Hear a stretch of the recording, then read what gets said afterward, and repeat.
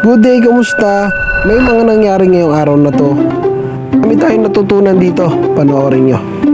Muntikan pa kang mawala yan, oh. Buti na lang. Munti ka na kasing mawala yung cellphone ko at buti na lang may Good Samaritan na nakakuha, nakasama natin. So, panoorin nyo na lang. At nandito tayo sa Mabulay Residence. Siyempre, kita nyo naman, nakipagkulitan na naman ako sa batang ito na si Ned.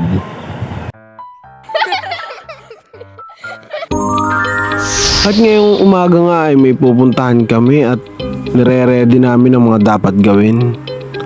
Panoorin nyo at pakinggan nyo.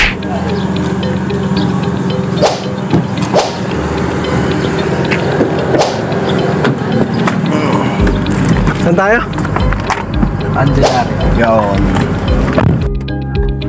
Yun, kinig nyo naman, Candelaria. So, dun ang ruta namin ngayon.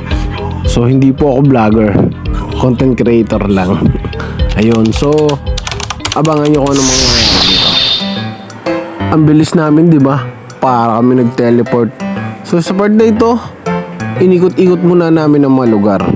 Pinuntahan ng mga dapat puntahan kasi kami ay mag-i-inspection ng aming mga ginawa. Dito sa lugar ng Candelaria in Verga. Checkings kami dito bago kami pumasok sa loob. Dahil inuusap namin kung ano mga dapat gawin at isasubmit namin yung mga ginawa namin.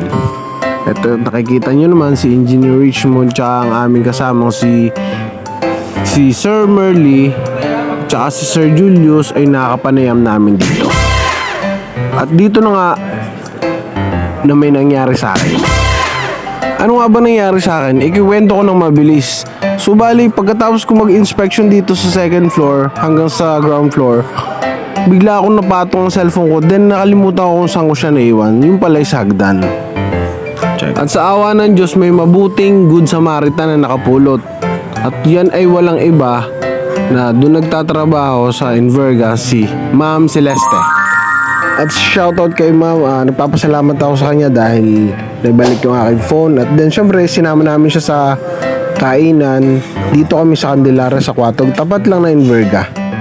At masaya kami ditong nagkainan. At teka, kaya namin itong ubusin. Parang napakadami naman ito. Pero kakayanin. Hindi daw kaya pero tingnan mo naman ang nangyari. O diba? Ubos. Kala namin di namin kaya. So natapos na kami kumain dito. Nagpasalamat uli ako kay Ma'am Celeste dito at siya'y pumalig na sa kanyang trabaho. Shoutout nga pala dito sa Quatogs. Quatogs Lumihan na dito kami sa Candelaria. So masarap talaga siya. Maganda yung pwesto niya. Tuwala ako sa wall nito. Napakaganda kaya naglakad-lakad ako. Nag-uli-uli. Checkings ng mga paligid. Siyempre. At tayo syempre dito ay nagpapahindag. Syempre, kailangan na natin bumalik at tayo aalis na. Kukunin na natin yung mga gamit natin at naisubmit na natin ang mga kailangan. Dito tayo sa Inverga, Candelaria. So, malawak din yung school nila dito. So, kaya familiar na ako dito kasi ilang beses na akong pabalik-balik dito. At syempre, mababait ang mga tao dito, mababait ang mga teacher, sina sir, tsaka mga estudyante, mga approachable sila. Sa part na to, inaantay namin si Engineer Richmond Mabulay kasi kami aalis na gamit yung kotse niya. So, na ito. Dumadating na si Engineer. Wala sa'yo. Maraming salamat. Tara na! Sa pagsundo at sa paghatid. At maimbitahan kami rito sa lugar na ito. Dito sa part na to, nagpaalam na rin kami kay sir. Maraming salamat dahil kami ay inassist ni sir sa pag-inspection at siya ang nakasama namin dito. So palabas na kami ng Inverga.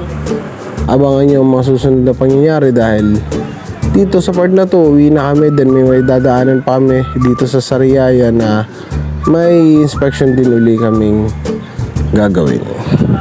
Yan.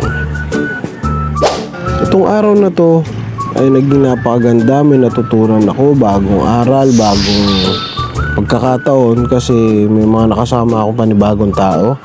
Dahil, tsaka syempre na-appreciate natin kung ano yung mga bagay na meron tayo. may naintindihan ako dito. Kung ano yung meron tayo na dapat ay makontento tayo sa atin lang, na kung ano yung meron tayo ay maging masaya tayo, pasalamatan pa rin natin. Siyempre, huwag tayo makakalimot sa taas. Siyempre, hanggang dito na lang ang video ko at ito ang aking video diary. Maraming salamat sa mga nakasama ko dito at kay ma'am, at siyempre sa walang sawang sumusuporta sa akin kay Engineer Richmond Mabulay. So hanggang dito na lang ang kung sino mo umabot sa video ito. Maraming salamat.